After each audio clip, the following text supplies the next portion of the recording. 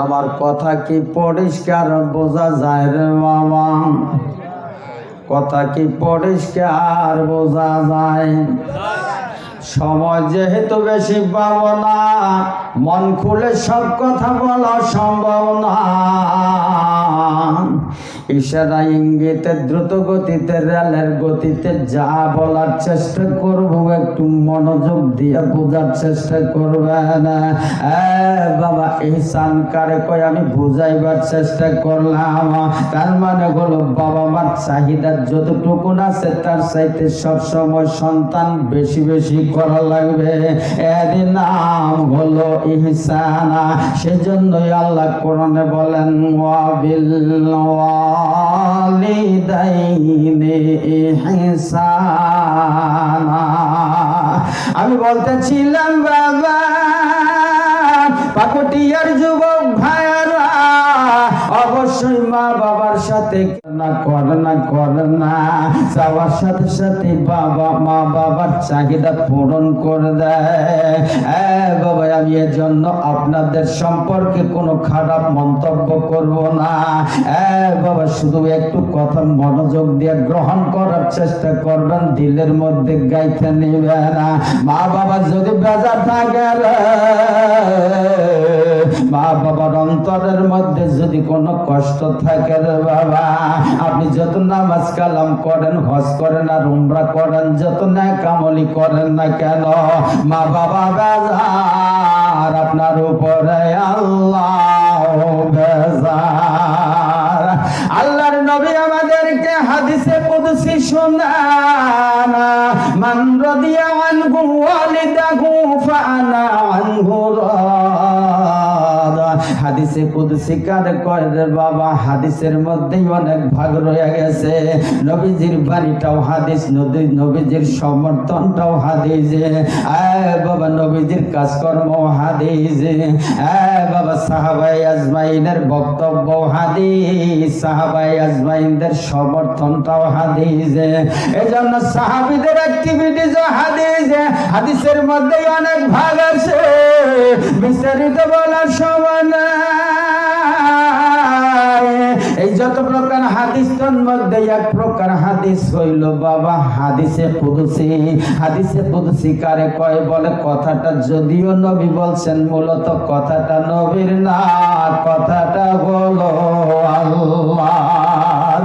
আর এই কথাগুলো নবীজি বলতে যে শুরুতে বলছেন ক্বালা আল্লাহু তাআলা, অথবা বলছেন ক্বালা আযজা ওয়া জাল, অথবা বলছেন ক্বালা তাবারাকা ওয়া তাআলা। অর্থাৎ শুরুতে নবী বলছেন আল্লাহ তাআলা বলেন, আল্লাহ তাআলা বলেন। এরপরে যেই কথাটা বলেছেন ওই কথাটার নাম হলো হাদিসে কুদসি। এই ধরনের হাদিসে কুদসির মধ্যে আসছে মান রাদিয়া আনহু ওয়ালিদাহু ফাআনা আনহু রাদ। বলে যেই ব্যক্তির উপর, আমি আর এই পয়েন্টের উপরে কথা বাড়াইতে চাই না রে বাবা। বাবা এবার আসেন দ্বিতীয় নাম্বার ফরমান, ওয়াকাদা রাব্বুকা আল্লা তা'বুদু ইল্লা ইয়্যাহু ওয়া বিল ওয়ালিদাইনি ইহসানা। জোরে কোন সুবহানাল্লাহ। দ্বিতীয় নম্বর ফরমান ওয়া বিল ওয়ালিদাইনি ইহসানা। আল্লাহ ফরজ করে দিয়েছেন যার যার পিতা মাতার সাথে ইহসান করতে হবে। এখন ইহসান কি জিনিস এটাই বোঝার ব্যাপার, এটাই ওয়াজের বিষয়। বারবার ইহসান শব্দটা বুঝতে হইলে সমার্থবোধক আরো দুইটা আরবি শব্দ সম্পর্কে জ্ঞান থাকা লাগবে। তার এক নাম্বার ইনসাফ, দুই নাম্বার জুলুম। এই ইনসাফ আর জুলুম সম্পর্কে যদি ধারণা থাকে তাহলে ইহসানটা বোঝা সহজ হয়ে যাবে। সুবহানাল্লাহ বলেন, আর কি জোরে বলেন না সুবহানাল্লাহ। ইনসাফ কারে কয়? যার কাছে যা পাও না তাকে ঠিক তাই প্রয়োগ করা, এর নাম ইনসাফ। জুলুম কারে কয়? কেউ যদি কারো উপরে অন্যায়ভাবে কোনো অত্যাচার করে, হোক না শারীরিক হোক না মানসিক, যদি কোনো অত্যাচার করে, শারীরিকভাবে হোক মানসিকভাবে হোক, হাত পায়ের দ্বারা হোক আর্থিকভাবে হোক, যে কোনোভাবে অন্যায়ভাবে যদি কারো উপর অত্যাচার করা হয়, যেই অত্যাচারটা করা হচ্ছে এর নাম হলো জুলুম। এর নাম জুলুম।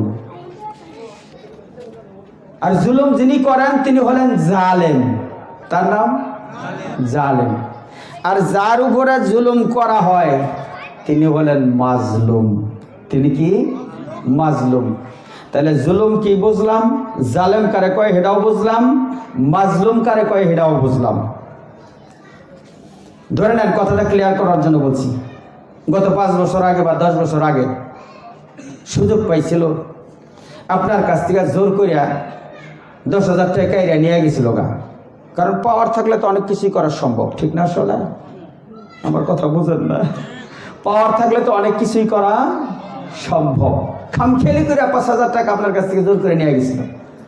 অথবা তার এলাকায় গিয়েছিলেন, আপনি অন্যায়ভাবে আপনার একটা ঘুষি মেরে দিছিল কিংবা থাপ্পড় মেরে দিছিল। এখন 5-10 বছর পরে মনে করুন আপনার চান্স চাইছি, তখন গেছিলেন আপনি ওই গোপালপুর, অন্যায়ভাবে আপনার চর মেরে দিছিল বা ঘুষি মেরে দিছিল বা 5,000 টাকা নিয়ে গেছিল গা। এখন আপনার চান্স চাইছে, ওই লোকটা হুট করে পাগুড়া বাস স্ট্যান্ডের সামনে পাইছেন। কি গো, সহজে সেটা দিবেন? সেটা দিতেন? ছাড়তাম না তো, আমি জানি। কিন্তু সুযোগ যে পাইছেন, আপনার কাছ থেকে মারছিল কয় হাজার? জোরে কন। 5,000। ঠিক 5,000-ই নিতে পারবেন। 1 টাকাও যদি বাড়তি নেন তার নাম হবে জুলুম। 5,000 টাকাই তার কাছ থেকে রাখলেন, কারণ আপনার কাছ থেকে সে 5,000 টাকা খামখেয়ালি করে নিছিল, জোর করে নিছিল। এই 5,000 টাকাই তার কাছ থেকে আদায় করা, এটা হলো ইনসাফ। এর নাম ইনসাফ। যখন আপনি 10 টাকা বা 20 টাকা যদি তার কাছ থেকে বেশি নেন তার নাম হবে জুলুম। আমি বুঝাইতে পারছি? যে লোকটা ঘুষি মারছিল, এবার সুযোগ পাইছেন, এখন যদি আপনি প্রতিশোধ নিতে যান, এটা কিন্তু মাসালার জটিল বিষয় আছে। মন চাইলে প্রতিশোধ নিতে যাইয়েন না। কারণ যে লোকটা আপনার থাপ্পড় দিছে বা ঘুষি দিছে, ওই ঘুষিটার ওয়েট যত গ্রাম আছিল, বাংলা বোঝেন না? যদি ওই ঘুষিটার ওয়েট থাকে 50 কেজি, ঠিক মাইবা অনুরূপ 50 কেজি ওজনও মারতে হবে। 50 কেজি 1 গ্রাম যদি উপরে যায় তাহলে এটা জুলুম হবো। আমি কথা বুঝাইতে পারছি? আমার কথা মনে হয় বোঝান নাই। মনে করেন এই লোকটা আপনারা ঘুষি দিচ্ছেন 2.5 কেজি ওজনের, 2,500 গ্রাম। এখন আপনি প্রতিশোধ লইতে যাইয়া ঠিক আপনার ঘুষির ওজন জানি 2,500 গ্রামের মধ্যেই থাকে। 1 গ্রাম যদি বেশি হয় তাহলে জুলুম হয়ে যাবে, কম পড়লে তো ঘাটতি থেকে যাবে, ইনসাফ হবে না। কথা বুঝাইতে পারছি আমি? এই জন্য প্রতিশোধ কেমনভাবে দাড়িপাল্লা দিয়া, কেজির পাথর দিয়া ভাই ভালো অসম্ভব। ভাই জোরে কোন সম্ভব? সম্ভব না। এই জন্য মানুষকে মাফ করে দেওয়াই মহৎ গুণাবলী। জোরে বলেন সুবহানাল্লাহ। আরো জোরে কোন সুবহানাল্লাহ। মাফ করে দেব সব। প্রতিশোধ লইতে যাই যদি আবার জালেম হয়ে যায়, জুলুম করে মুশকিল না? এই জন্য প্রতিশোধ না নিতে যাওয়া। আল্লাহ কোরআনে এই সমস্ত মানুষগুলার ব্যাপারে বলেন, والكاظمين الغيظ والعافين عن الناس والله يحب المحسنين। ذكر سبحان الله। بيغو আমার আল্লাহ কোরআনে বয়ান করেন, মানুষের ভুলের কারণে বা যে কোনো কারণে যদি আরেকজন মানুষের উপর রাগ উঠে যায়, বাবা সেই রাগটাকে যারা সংবরণ করতে পারে, হজম করতে পারে, ওই রাগটা ভুলে যায় মানুষকে যারা মাফ করে দিতে পারে, এটা হলো মহৎ গুণ, এটা হলো আল্লাহর গুণ। ওনার এই গুণ যারা অর্জন করবে, মানুষকে যারা ক্ষমা সুন্দর দৃষ্টিতে দেখবে, আল্লাহ বলেন আল্লাহু ইউহিব্বুল মুহসিনিন, আল্লাহ এমন সৎ বান্দাদেরকে অনেক ভালোবাসেন। জোরে কোন সুবহানাল্লাহ। বাবা, এজন্য মানুষকে ক্ষমার দৃষ্টিতে দেখবো, প্রতিশোধ নেওয়ার চেষ্টা সবসময় করব না। মানুষকে বারবার যদি আপনি ক্ষমা করে দেন, মাফ করে দেন, আপনারও ভুল থাকতে পারে, হাসরের ময়দানে এর বদলতে আল্লাহ আপনার মাফ করে দিবেন। জোরে কোন সুবহানাল্লাহ। এবার কথা বাড়াইতে চাই না, এবার আসেন ইহসান কারে কয়। এক সময় আপনি ছোট্ট ছিলেন, আবু ছিলেন, শিশু ছিলেন, কৈশোর ছিলেন, যৌবন কালও আপনার পেরিয়ে গেছে, আপনার ইনকাম করার কোনো সামর্থ্য ছিল না। বাবা, সংসারের হাল ধরেছিলেন আপনার বাবা, তখন আপনার বাবা ছিলেন আপনার বাড়ির সেক্রেটারি বা ম্যানেজার। সমস্ত ইনকাম আপনার বাবাই করতো। 10টা টাকার প্রয়োজন হলে আপনি আপনার বাবার কাছ থেকে চেয়ে নিতেন, 20 টাকার দরকার হলে আপনার বাবাই আপনার চাহিদা মিটাইতো। বাবা, পড়ালেখা করতে যে যত খরচ আছে সব আপনার বাবা মিটাইতো। শীত বস্ত্র বলেন আর যত ধরনের পোশাক আশাক কেনার প্রয়োজন হলে বাবা আপনার প্রয়োজন মিটাইতো রে বাবা। বাবা, এবার ভাগ্যের চাকা সময়ের অনুপাতে ঘুরে গেছে। যেই বাবাই আপনার 16 আনার চাহিদা পূরণ করতে না, ওই বাবাই আজকে ইনকাম করার সক্ষমতা রাখে না। আপনার বাবা বুড়া হয়ে গেছে, বৃদ্ধ হয়ে গেছে রে বাবা, এখন আর তার কোনো ইনকাম নাই, আগের মতো তার দেহের মধ্যে তাকত নাই, শক্তি নাই, সামর্থ্য নাই। বাবা, আপনি এবার ওই ফ্যামিলির ম্যানেজার, আপনি সব ইনকাম করনেওয়ালা, মাস গেলে বেতন পান অনেক টাকা, এছাড়াও আপনার ব্যবসা বাণিজ্য আছে, বিজনেস আছে, লক্ষ লক্ষ টাকায় আপনি ইনকাম করেন, সংসারের সমস্ত চাহিদাই আপনাকে পূরণ করতে হয়। বাবা, আপনার বাবা বৃদ্ধ হয়ে গেছে, ইনকাম না থাকার কারণে অল টাইম তার পকেটটা এন্টি থাকে, এন্টি থাকে, এন্টি থাকে। এরপরেও বাবা তার মনে অনেক কিছু খাইবার মনে চায়, শুধু টাকা পকেটে না থাকার কারণে খাইতে পারে না।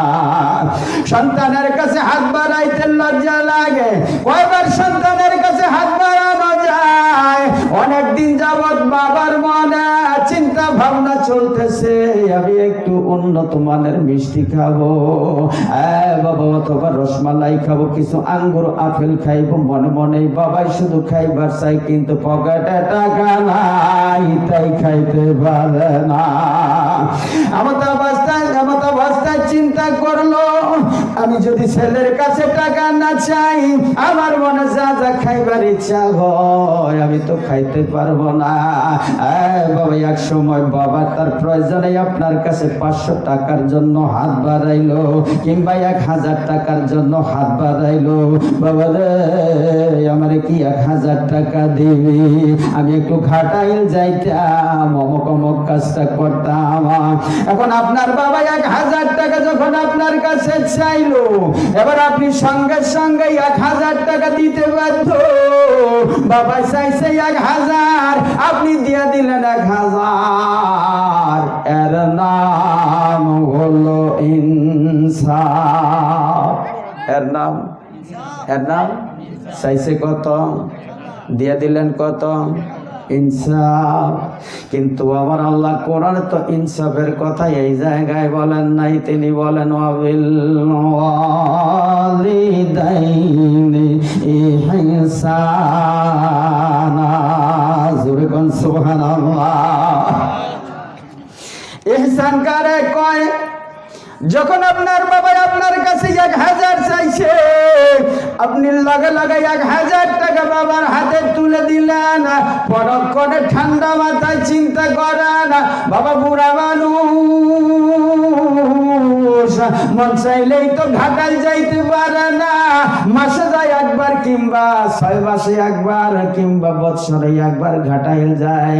1000 টাকায় আমার কাছে চাইছেন, না জানি কি কি লক্ষণ নিয়ে আসে খরচ করবে। কিন্তু বাবা যখন ঘাটাইল যাবে, বাবার 2 চোখে তো অনেক কিছুই ভালো লাগতে পারে। 1000 টাকায় তো তার চাহিদা পূরণ নাও হইতে পারে। সেটা হিসাব করেছে, সেই হিসাব অনুযায়ী 1000 টাকা ফুরিয়ে যাওয়ার পরে এমনও তো হতে পারে টাকা থাকলে বাবা আরো অনেক কিছু, কিন্তু জোরে কোন ঠিক না ঠিক? আপনি সন্তান, আপনার বিবেক ঠিক থাকার কারণে আপনি চিন্তা করলেন বাবা যদিও চাইছে 1000 টাকায় বাবার চাহিদা যদি পূরণ না হয়, ঘাটাইলে কে তারে টাকা দেবে? আব্বাই টাকা কই পাইবে? মনে দুঃখ লইয়া পাকুটিয়ায় ফেরত আসবে। এই জন্য আপনি চিন্তা ভাবনা করলেন রে বাবা, 1000 টাকায় আরো 1000 বাড়াইয়া চাইছিল 1000, তার পকেটে তুলে দিলেন 2000। এই যে 1000 দিলেন, ইনসাফ হয়ে গেল অতিরিক্ত যে 1000 তার বাড়াইয়া দিলেন। এরই নাম হলো ইহসান। জোরে কোন সুবহানাল্লাহ। ওয়া বিল ওয়ালিদাইনি ইহসানা। জোরে বলেন সুবহানাল্লাহ। আমি বুঝাইতে পারছি বিষয়টা? এই জন্য আল্লাহ কোরআনে বলছেন ইহসান করার জন্য পিতামাতার সাথে ইহসান করা লাগবে। বাবা পাকুটিয়ার মানুষ, যুব সমাজ অবশ্যই মা বাবার সাথে সদাচরণ করে, ইহসান করে। কখনোই মা বাবার শত্রু মনে করে না, মা বাবার সাথে কোনো খারাপ আচরণ করে না। পাকুটিয়ার যুবক ভাইরা, আপনারা খুবই ভালো মানুষ। জিকির করে লা ইলাহা। এ ভাই ছোট মানুষ, আমার কথা কি পরিষ্কার বোঝা যায় রে বাবা? কথা কি পরিষ্কার বোঝা যায়? সময় যেহেতু বেশি পাবো না, মন খুলে সব কথা বলা সম্ভব না। ইশারা ইঙ্গিতে দ্রুত গতিতে রেলের গতিতে যা বলার চেষ্টা করবো, একটু মনোযোগ দিয়ে বোঝার চেষ্টা করবেন। বাবা ইহসান কারে কয় আমি বুঝাইবার চেষ্টা করলাম। তার মানে হলো বাবা মার চাহিদা যতটুকু আছে তার চাইতে সবসময় সন্তান বেশি বেশি করা লাগবে। এর নাম হলো ইহসানা। সেজন্যই আল্লাহ কোরআনে বলেন ওয়া বিল ওয়ালিদাইনি ইহসানা। আমি বলতেছিলাম বাবা, পাকুটিয়ার যুবক ভাইরা অবশ্যই মা বাবার সাথে করে না যাওয়ার সাথে সাথে বাবা মা বাবার চাহিদা পূরণ করে দেয়। বাবা আমি এর জন্য আপনাদের সম্পর্কে কোনো খারাপ মন্তব্য করব না। বাবা শুধু একটু কথা মনোযোগ দিয়ে গ্রহণ করার চেষ্টা করবেন, দিলের মধ্যে গাইতে নেবে না। মা বাবা যদি বেজার থাকে,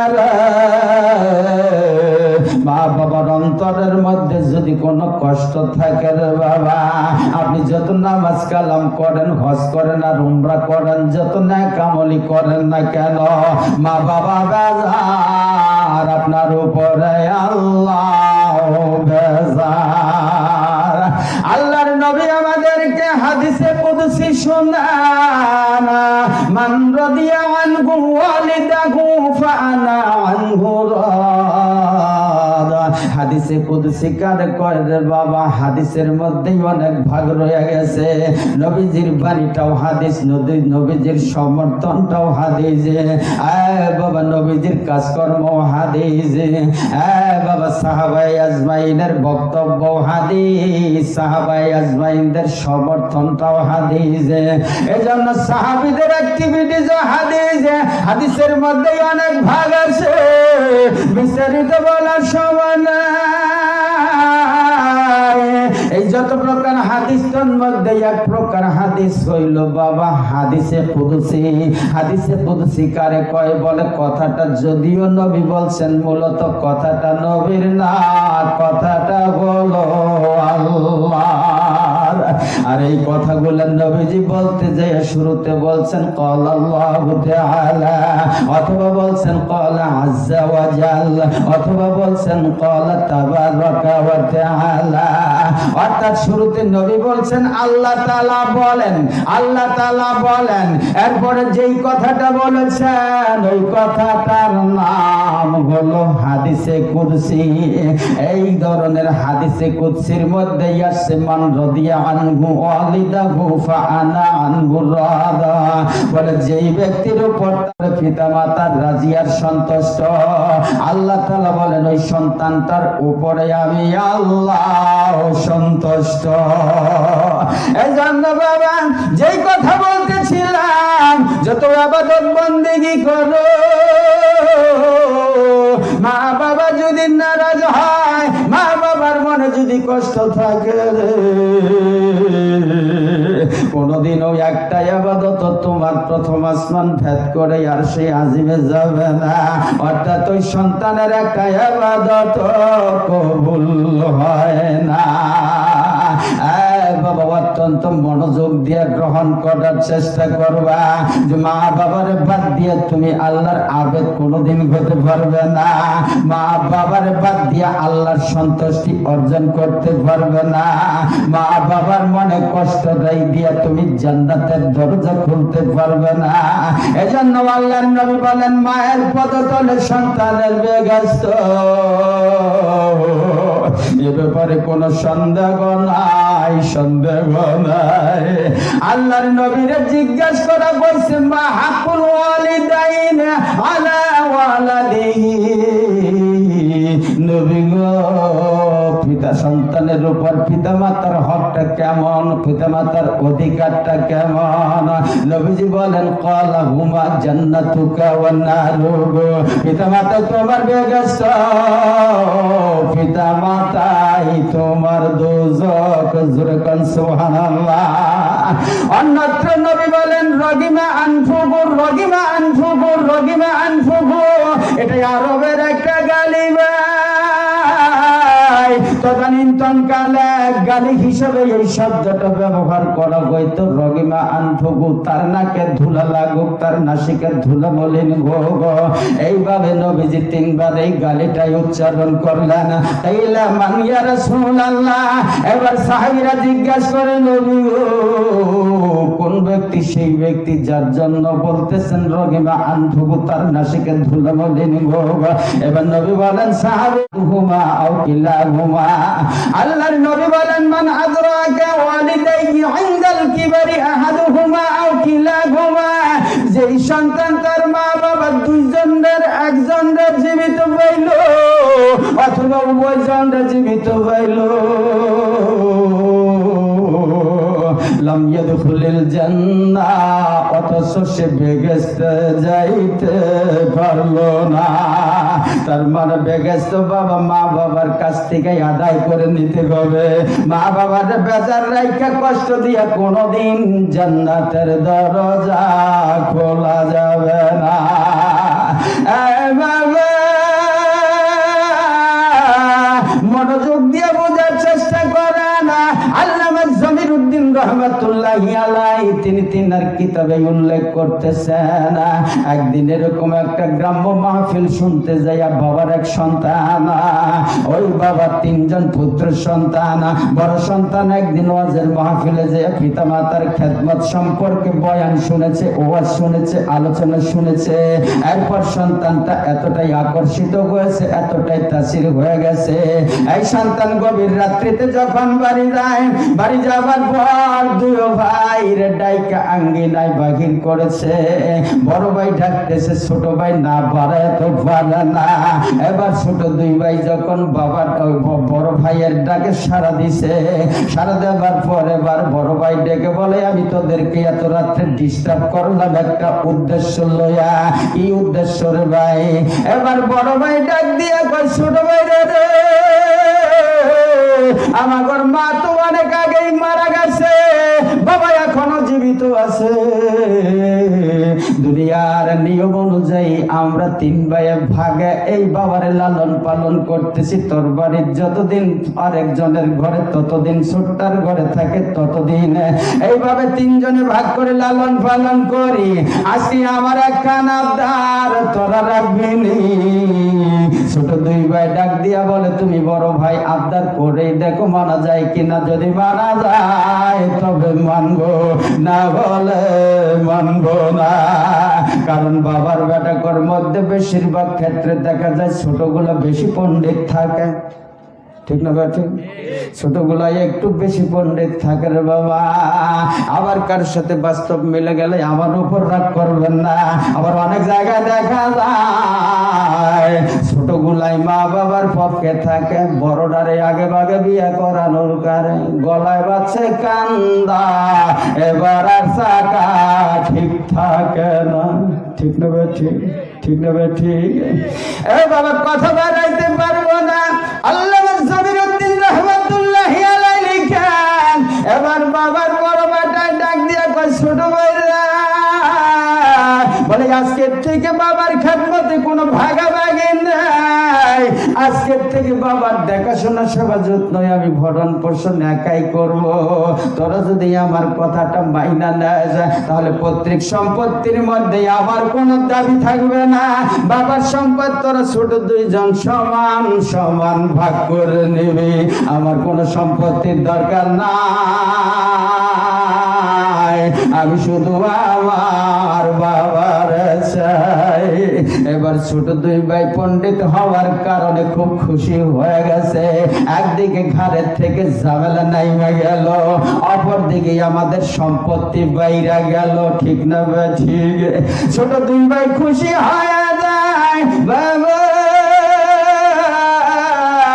এবার গভীর রাত্রিতে বড় বেটা বুড়ো বাবার গাড়ি কইরা নিজের বাড়িতে নিয়ে গেছে। বিবির ঘুম থেকে জাগাইয়া ডাইকা বুঝাইতেছে তোতা পাখির মতো, বিবির এতদিন কোনো কিছু বলে নাই, আমার বুঝে কমতেছিল, আজকে আমি বুঝতে পেরেছি রে বিবি। বিবি, আমি বাবারে এইরকম ভাবে আমার ঘরে নিয়ে আসছি। বিবি, তোর কাছে আমার আবদার, আমার বাবারে কখনোই তোর থেকে আলাদা করে দেখতে পারবি না। আমার বাবা যেই কথা, তোর কিন্তু সেই বাবা। যদিও তোর জন্ম দেয় নাই, আমি স্বামী হিসাবে তোর নির্দেশ দে, আজকে আমার বাবারে শ্বশুর হিসাবে দেখবি না, নিজের জন্মদাতা বাবা হিসাবে দেখবি। জোরে কোন সুবহানাল্লাহ। এবার স্বামীর চোখের ভাষা বিবি বুঝতে পায়, কারণ অনেক সময় মানুষের চোখে অনেক কিছুই বোঝা যায়, কি যায় না? হ্যাঁ, আপনার বউর এমনও কথা আছে, হালকা কথা হেসে হেসেও যদি না বলে চোখে একটু গরম করে বলেন, দেখবেন হালকা কথারও গুরুত্ব দেয়, ঠিক না? ঠিক। হ্যাঁ, রাগ করে বলার কারণে ওটা চোখের ভাষায়। আবার হাসতে হাসতে অনেক কঠিন বিষয় যদি বলা হয়, সেইটারও অনেক সময় গুরুত্ব দেয় না, ঠিক না? ঠিক, ঠিক না? ঠিক। পাকুটিয়ার মা বোনরা যারা বৌমা হয়ে আছে, তারা শ্বশুর শাশুড়ির সাথে ভালো আচরণ করে। কোনো মাই শ্বশুর শাশুড়ির সাথে কোন রকম খারাপ আচরণ করে নাই আমি বলবো না, যেহেতু সময় কম। এবার আসেন সামনের দিকে যাই। এবার বিবিরে যখন বুঝায়, বিবি আমি আর তুই খাইতে পারি বা না পারি, আমার সন্তানরা খানা খাইতে পারে আর না পারে, আমরা প্রয়োজনে না খাইয়া থাকবো, আমার বাবার যেন কোনো ক্ষুধার কষ্ট না হয়, আমার বাবার সেবায় যেন কোনো ত্রুটি না হয়, কোনো রকম ভুল যেন না হয়। যদি কোনো ত্রুটি পাই তাহলে কিন্তু খবর আছে রে। আজ থেকে নিজের জন্মদাতা বাবা হিসাবে আমার বলার অপেক্ষায় থাকবি না, তুই নিজেই মনোযোগ দিয়ে খেদমত করবি। এভাবে যখন বলে বিবির চোখের কোনায় পানি, বিবি ডাক দিয়ে কই, স্বামী আমার, আজকে থেকে ঠিক আছে, আমি তোমার বাবার নিজের বাবা বানায়া নিলাম। সুবহানাল্লাহ। এবার এই বুড়া মানুষটারে ছেলে বড় বেটায় নিজের ঘরে রাখিয়া খানা পিনার কোনো কষ্ট দেয় না, যথেষ্ট ভালোভাবে লালন পালন করে, যা লাগে সব প্রয়োজন মিটাইতেছে, খুব খেদমত করতেছে। অসুখ বিসুখ হইলে নানান হাসপাতালে ঘাড়ে করে নিয়ে যায়। আগের দিনের ঘটনা, যথেষ্ট চিকিৎসা করতে আছে রে বাবা। কিন্তু বুড়া মানুষ যত চিকিৎসা করো আর যত ভালো ডাক্তার দেখাও, কোনোদিনও ওটাই আগের মতো ভালো আর হবে না। যেরকম ঠিক কিনা বাবা? এবারে বুড়া বাবারে ভালো করার জন্য চিকিৎসা বাবদ টাকা কই পাবে? নিজের জায়গা জমি যা কিছু ছিল আস্তে আস্তে বিক্রি করতেছে। বাবা সব সম্পদ বিক্রি করতে করতে এক পর্যায়ে লুজার হয়ে গেছে। এরপরেও বাবার খেদমতে গাফিলতি করে না। এক পর্যায়ে দেখা যায় বাবা দুনিয়ার জমিন থেকে চির বিদায় হইয়া যায়। বাবা এবার ওই সন্তানটা যখন তার পিতা হারা হইয়া গেছে, পিতার দিনের বেলায় খুব সযত্নে দাফন করে দিয়েছে। বাবা বাবার জন্য সন্তানটা এবার বড় পাগল পড়া হয়ে গেছে, তার কোনো ক্রমে কোনো জায়গায় ভালো লাগতেছে না। বাবা আমার ফাঁকি দিয়ে চলে গেছে, বাবার খেদমত মনের মতো করে দীর্ঘদিন করতে পারলাম না। বাবা অবস্থায় যখন বাবা হারাইয়ে তুমি হয়ে গেছে, মা তো অনেক আগেই হারাইছে। দিনের বেলায় বুকের মধ্যে কষ্ট লয়া নানা জায়গায় ঘুরে বেড়ায়, কোথাও কষ্ট লাঘব হয় না। এক পর্যায়ে বাড়িতে যাইয়া যখন গভীর রাত্রিতে ঘুমের ঘরে নিমগ্ন হয়ে গেছে, বাবা স্বপ্নের মধ্যে দেখতেছি একজন দরবেশ তার সামনে হাজির হয়ে গেছে। দরবেশ ঘুমের মধ্যে ডাক দিয়া কয়, বড় বেটা রে, আগামী দিন ভোরবেলা ঘুম থেকে জাগার পর তোর বাড়ির পূর্ব পার্শ্বে যাইবি, অমুক জমিনের কোনায় একটা ঢিলা দেখতে পারবি। এই ঢিলাটা তুই সরাইলে এখানে একটা দামি স্বর্ণের মোহর দেখতে পারবি। এ বাবার বড় বেটা, এই মোহরটা তুই নিয়ে আসবি, তোর জন্য হালাল করে দেয়া হলো। ঘুমের মধ্যে স্বপ্নের ঘরে বড় বেটায় জিজ্ঞেস করে, দরবেশজি আপনি যে মোহরের সন্ধান দেন ওর মধ্যে বরকত আছে নি? এবার দরবেশ স্বপ্নের মধ্যে ডাক দেয়া বলে, বাপের বড় বেটার শোনো, আমি যেই মুদ্রার সন্ধান দিলাম, মোহরের সন্ধান দিলাম, ওর মধ্যে কোনো বরকত নাই, কোনো বরকত নাই। আল্লাহর বান্দা জবাব দেয়, দরবেশ গো, যেই স্বর্ণের মোহরের মধ্যে কোনো বরকত নাই, এমন মোহর আমার দরকার নাই। আমরা হইলে কি করতাম? এই সুযোগ ছাড়তাম? সুযোগ পাইলে মানুষের মাথায় বাড়ি দিয়ে কাইরা নেই গা। সুযোগ পেলে বিপদে ফলাইয়া পুলিশদের ধরে নিয়ে জায়গা যাবে হুদ্দা লেখে নেই গা। এগুলো তো আর বাংলাদেশে হয় না, বলে করে সব মিশা কথা কয়। আমি কথা বাড়াইব না বাবা। এবার স্বপ্নের মধ্যে যখন সন্ধান পাইল, ওই মোহরের মধ্যে কোনো বরকত নাই। এবার বড় বেটায় ডাক দিয়ে কয়, দরবেশ দিয়ে এমন বরকত ছাড়া মোহরের দরকার আমার নাই। জোরে কোন সুবহানাল্লাহ, আরো জোরে কোন সুবহানাল্লাহ। এমত অবস্থায় বাবার বড় বেটায় আবার যখন ঘুমায়া যায়, আল্লামা জমিরউদ্দিন রহমাতুল্লাহি আলাইহি লেখেন, দ্বিতীয় রাত্রিতে যখন ঘুমাইছে, বাবা রাত্রির শেষ প্রহরে ঘুমের ঘরে স্বপ্নের মধ্যে দেখতেছি আরেকজন দরবেশ তার সামনে হাজির। এই দরবেশ ডাক দিয়া কয়, বড় বেটা শুনো, আগামী দিন ঘুম থেকে ওঠার পর সকাল সকাল তোমার বাড়ির পশ্চিম প্রান্তে তুমি চলে যাবা। অনেক জায়গায় একটা টিলা আছে, এই টিলার মাটি ধীরে ধীরে সরাইবা। মাটির নিচে একটা না দুইটা না, তুমি 10-10টা স্বর্ণের মোহর বাবা। যেরকম সুবহানাল্লাহ। এবার স্বপ্নের মধ্যে বড় বেটা জিজ্ঞাসা করে, হুজুর আপনি যে 10টা মোহরের সন্ধান আমায় দিতেছেন, এই মোহরের মধ্যে কোনো বরকত আছে নি?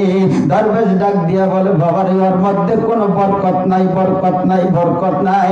আল্লাহর বান্দা ডাক দিয়া কয়, হুজুর যে মোহরের মধ্যে 10টা বরকত নাই, ওই মোহরের সংখ্যা 10টাই কি আর 10,000 কি? বরকত ছাড়া মোহর আমি নেব না। বেগম এবার কিতাবে আসছে, তৃতীয় রাত্রিতে যখন ঘুমের ঘরে বিভোর রয়ে গেছে, রাত্রির শেষ প্রহরে আর একজন দরবেশ তার সাথে সাক্ষাতে চলে আসছে। এই দরবেশ ডাক দিয়া কয়, বড় বেটা শোনো, আগামী দিন ভোরবেলায় ঘুম থেকে জাগার পর তুমি এক কাজ করবা, তোমার বাড়ির দক্ষিণ পার্শ্বে অমুক জমিটার কোনায় যাইবা। ওই জমিটার কোনার মধ্যে একটা বড় ঢিলা আছে, এই ঢিলাটা সরাই ওর নিচে একটা স্বর্ণের মোহর তুমি দেখতে পারবা। এই মোহরটা তোমার জন্য হালাল, তুমি নিয়ে আইসো, কপাল খুলে যাবে। স্বপ্নের মধ্যে আগের মতোই ওই দরবেশটা জিজ্ঞাসা করে, হুজুর আপনি যেই মুদ্রার সন্ধান দিচ্ছেন, মোহরের সন্ধান দিচ্ছেন, ওর মধ্যে কোনো বরকত আছে নি? এবার দরবেশ ডাক দিয়া কয়, বাবা আমি এমন একটা মোহরের সন্ধান দিলাম যার মধ্যে বরকতে ভরা। জোরে কোন সুবহানাল্লাহ। এবার বড় বেটা যখন রাত্রিটা শেষ করেছে, ভোরে ঘুম থেকে জাগার পর আল্লাহর হুকুম ফজরের নামাজ ঠিক মতো আদায় করেছে। নামাজ আদায় করার পর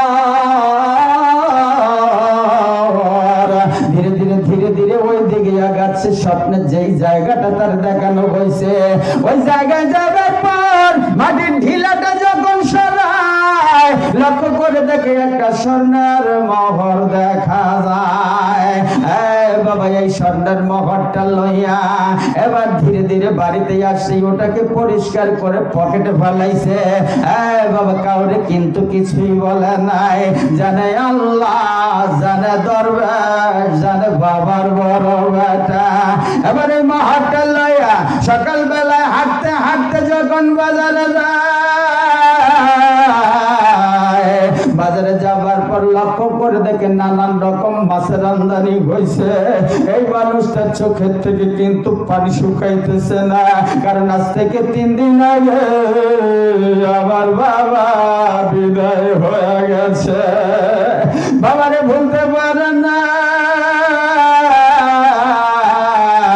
চোখে পানি লইয়া পকেটের মধ্যে মোহরটা ফেলাইয়া যখন বাজারে চলে গেছে, বাজারে যাবার পর লক্ষ্য করে দেখেন বাবা অনেক রকম মাছের আমদানি হয়েছে। বেচারায় মাছের হাঁটি দাঁড়াইয়া হিসাব করতেছে।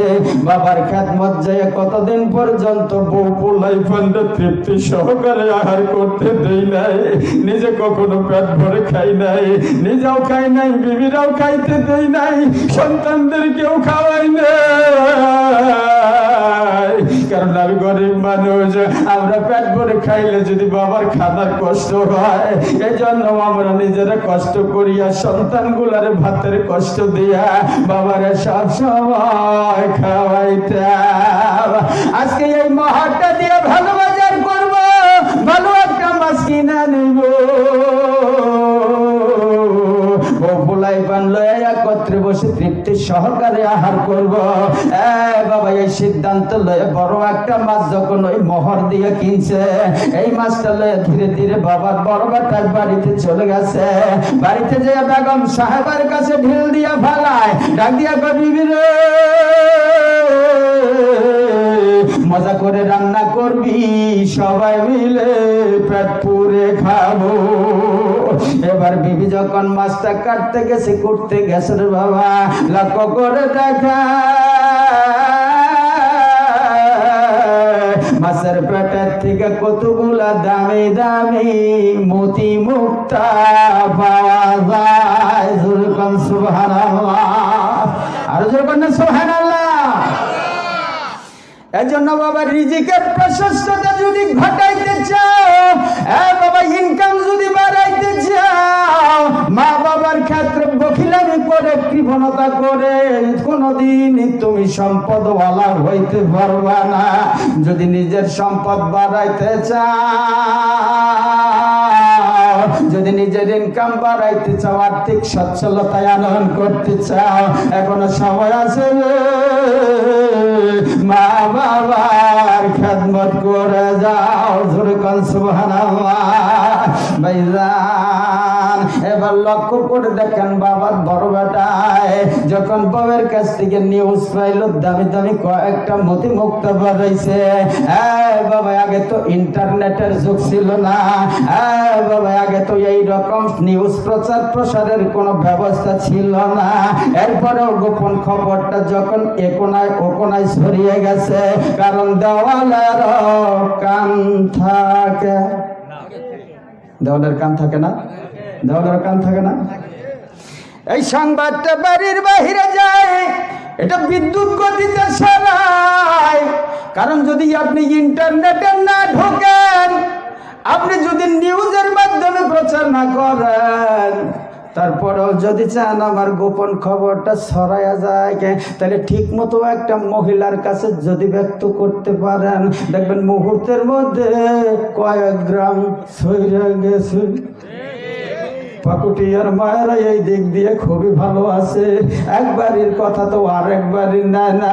পাকুটিয়ার মায়েরা এতই ভালো, নিন্দা করে না, প্রচর্চা করে না, জীবনে বেপরদা হয় না, বেগানা পুরুষের মুখ দেখা না, জীবনেও কোনোদিন শরীয়তের বহির্ভূত কোনো কাজ করে না, জীবনেও পাকুটিয়ার কোনো মায় 5 ওয়াক্ত নামাজের 1 ওয়াক্ত ছাড়ে না, জীবনেও কোনোদিন স্বামীর সাথে অবাধ্য আচরণ করে না। পাকুটিয়ার মায়েরা কোনোদিন শাশুড়ি শ্বশুরের সাথে দুর্ব্যবহার করে না, জীবনেও মার্কেটে যায় না। মায়েরা খুবই ভালো। আপাতত পাকুটিয়ার মায়েরা তাল গাছের কসম, ঠিক না ভাই? ঠিক কথা বোঝেন নাই মনে হয়। হ্যাঁ,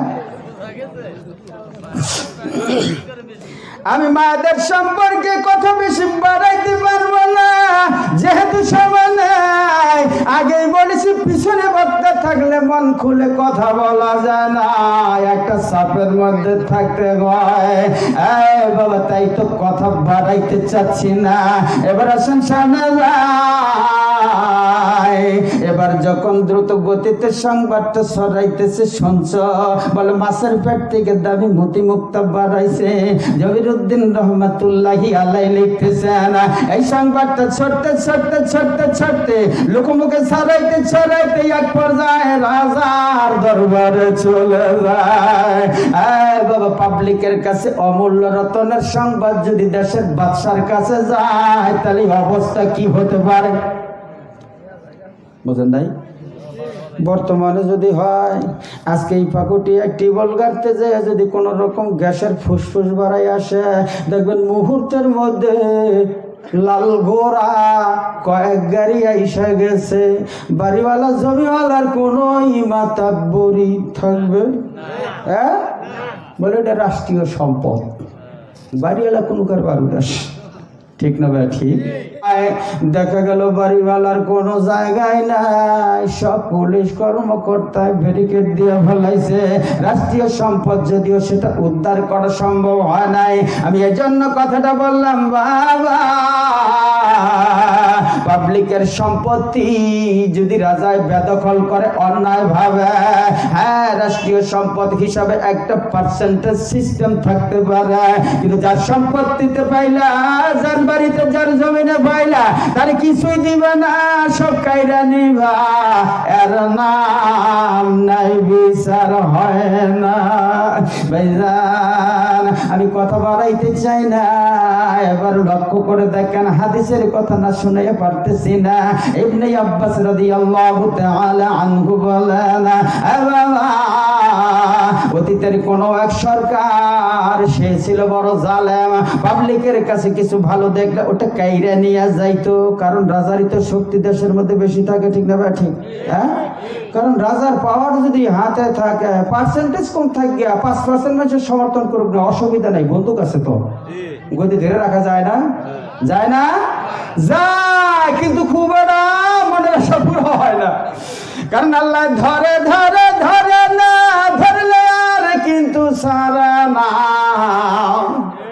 ঠিক না বেঠি? কোন রকম ফোটা ছিল না রে বাবা, কোন রকম ফাঁক ফোক ছিল না, গদি ছুটে যাওয়ার কোনো পথ ছিল না।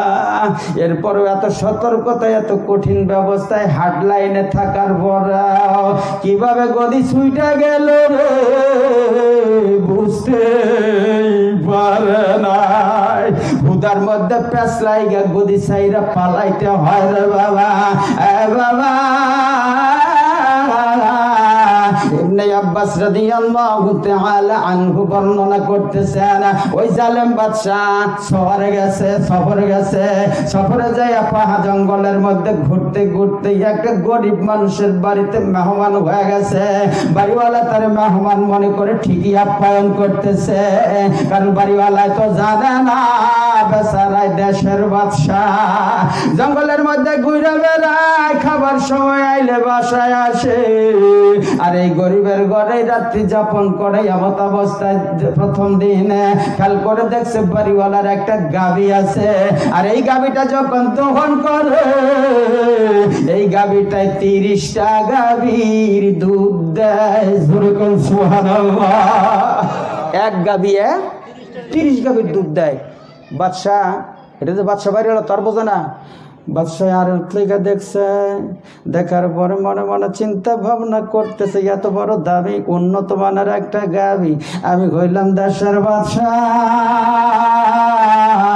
এই গাভী তো আমার দরবারে কেবল মানায়। জোরে কন্যা মনে মনে ফিকির করে, পরিচয় আগে দেব না, যাবার সময় গাভীটা নিয়ে যাব, কারণ আমি চাইলে তো আর বাপের মুরাদ নাই, ফিরে রাখে পারবে। এই চিন্তা ভাবনা করে যখন দিনটা পার করছে, পরের দিন খেয়াল করে দেখে বাড়িওয়ালা যখন গাভী দহন করতে গেছে রে বাবা, এবার 30 গাভীর দুধ হইল না, গাভী দুধ দিল মাত্র 15টা গাভীর সমান। 30 গায়ের দুধ হয় হিনাজ কইল অর্ধেকাই করছে। এবার ছদ্মবেশী বাদশাহ জিজ্ঞাসা করে, বাড়িওয়ালা ভাই ব্যাপার বুঝলাম না, তোমার গাভীটা কি কালকে মাঠে যায় নাই, পেট করে খায় নাই? বলে খাইছে, মাঠেও গেছে, তাহলে গাভীটার দুধ আজকে অর্ধেক হলো কেন?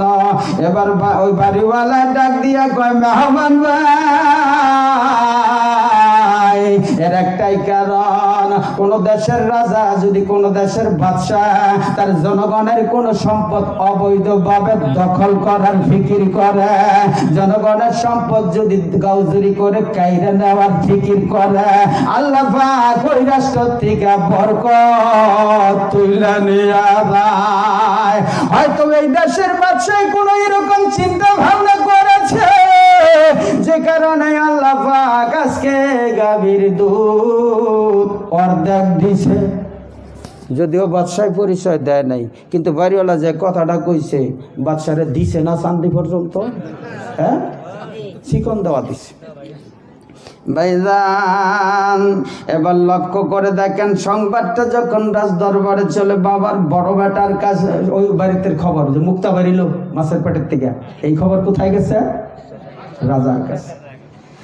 ভাই গো, রাজায় শোনার লাগে লাগে দেরি করে না,